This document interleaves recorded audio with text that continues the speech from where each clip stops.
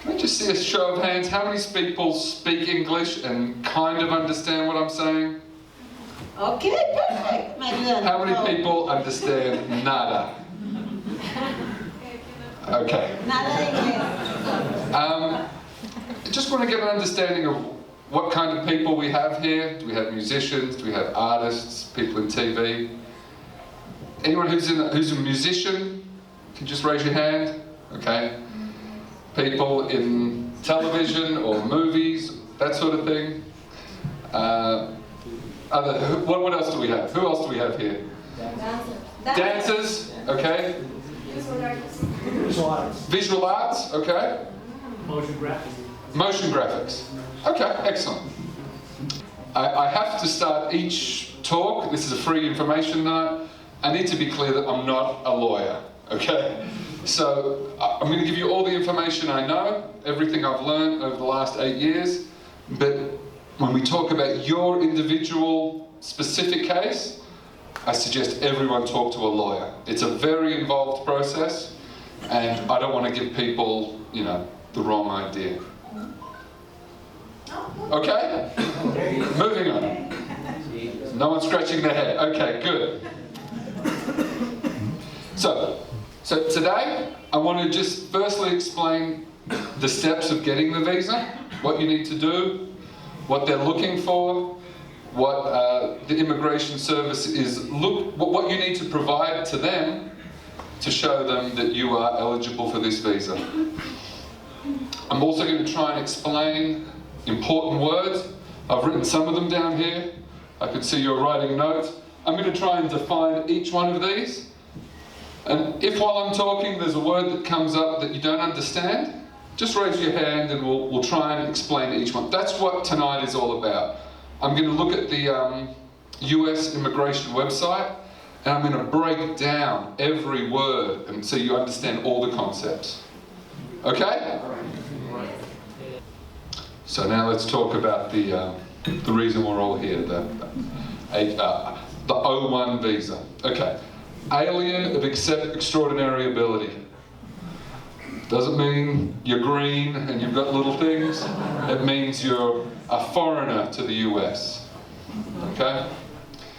Extraordinary ability means that you are not average, you are one of the best at what you do. Okay? What's important to understand about the O1 visa is it's what's called a petition-based visa. It's a physical document. When we talk about a petition, it's a book.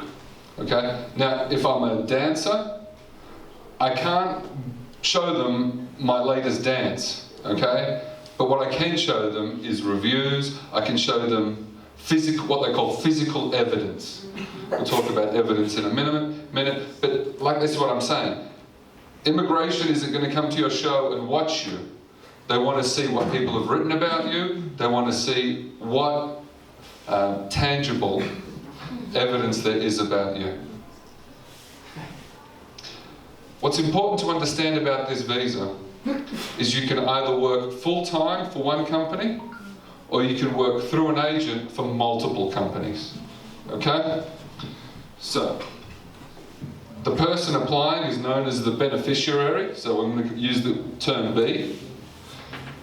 The B can either work directly for the employer, in which case they work for one person, or the B can work through an agent and work for multiple employers. So I'm going to talk about this model tonight, okay? If you find a company, you're a dancer, the Lion King wants to hire you for through 2 years, you're coming in this visa, okay? If you're a dancer and 1 week you're going to dance for Beyonce and next week you're going to dance for Rihanna, I don't know, this is the visa for you, okay? The last thing I want to make clear is this is a work visa. It's not a looking for work visa.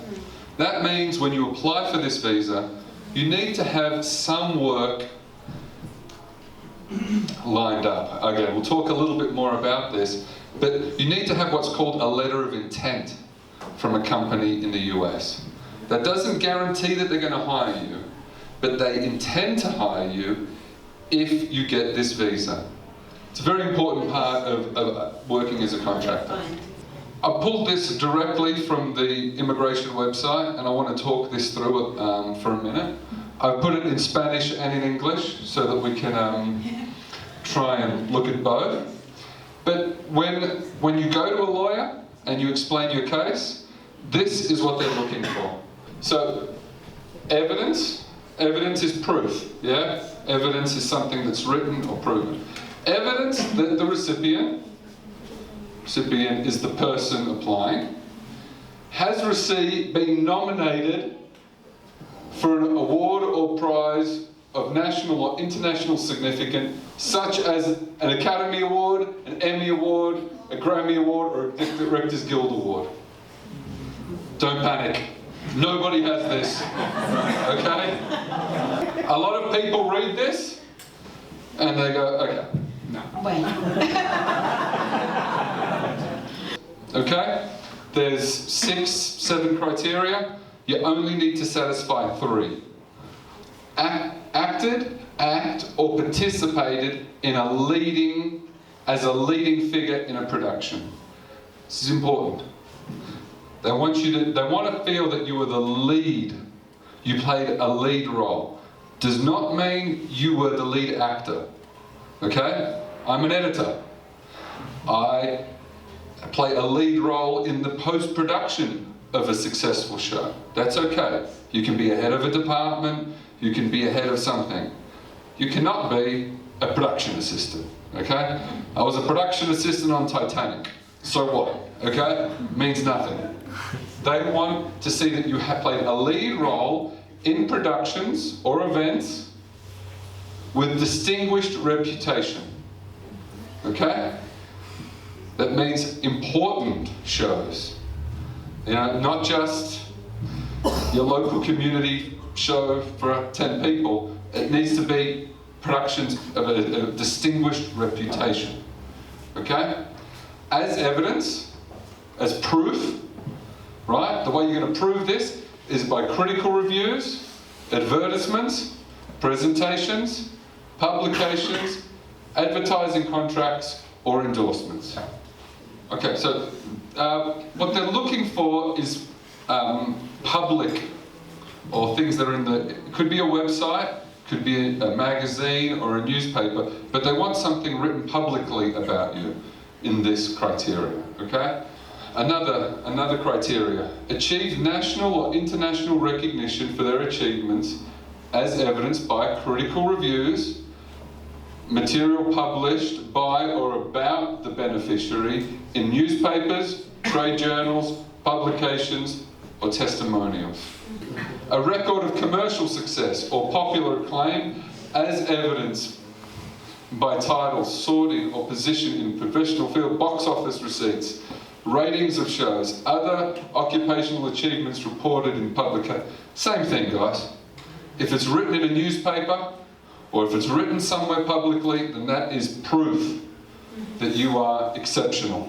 This one is talking about commercial success. Not every artist receives commercial success, they might receive critical success.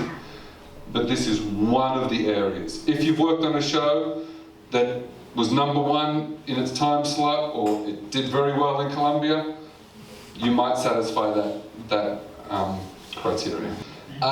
Having received a recognition for achievements, organisations, critics, government agencies, or other recognised experts in the professional field.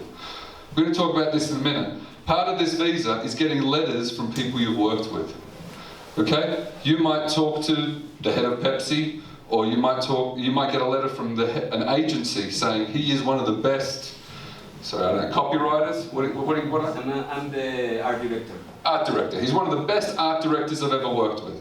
Then that will help you satisfy this. Okay? We're going to talk about the letters. But this is very specifically about testimonies about your work. Okay?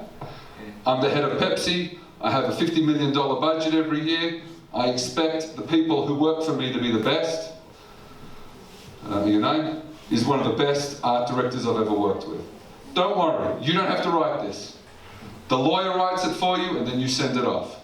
But this is one of the criteria that you have a very good chance of getting, because it's controlled by the people you've worked with. One of the other criteria or evidence is high salary compared to others in the professional field. This does not have to be your salary over the year, but if on a project you got paid very highly compared to other, say, art directors in Colombia, that is proof that you're exceptional. It's a very black and white thing.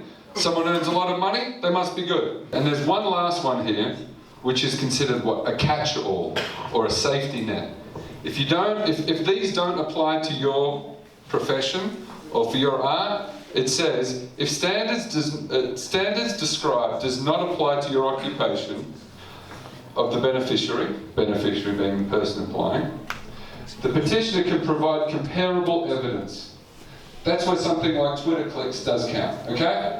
I'm exceptional because 1 million people watch my blog every week, okay? That doesn't fit into any of these, but it will satisfy this last condition, okay? Comparable evidence. So that's where I say, if you think there's something that proves it's good for your case, present it to your lawyer. It might fit into this last category and make you eligible. Okay, so I'm going to go through the steps now that you need to go through. And the first one is find an immigration lawyer. And it needs to be someone who deals with the O1 visa. The next thing you need is a petitioner. Now, we talked a second ago about the petition being the application. The person submitting the application is not actually you.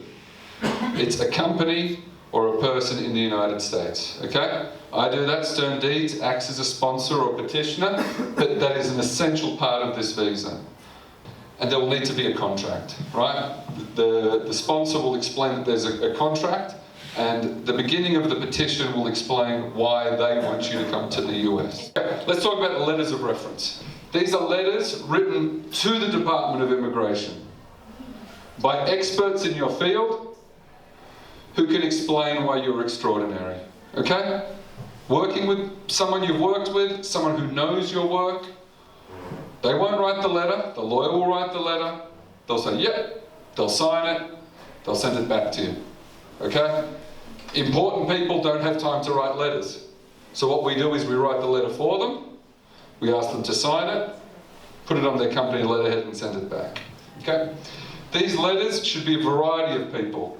If you worked at one company for 5 years, it's not good to have all of your letters from the same company. It's good to have them from different people who can all say how wonderful you are, etc.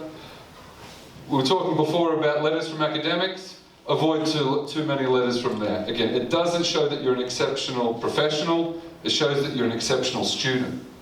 Okay? So we want to avoid... You can put one letter in maybe, but I wouldn't put too many.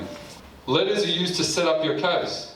They can also fill in holes where you don't have other evidence. Yeah, I worked on a great show, but there was no newspaper articles, there was no press. Maybe I can get a letter from the production company, or from the theatre, or from anybody associated with that. So this is a very important step. There's no minimum letters you should have, but you should at least have 8 to 10. If you had 2 great ones, put that in. The lawyer will draft the letters based on the information you give them. They don't understand the relationship you have with this person, so you need to set them up, right? This person is the head of the company, they've been in the industry 20 years, I worked with them on this project, and this is what we did. If you can use specifics, it's great. You're giving the ingredients to the lawyer, they're baking the cake, and you're putting the icing on it, okay?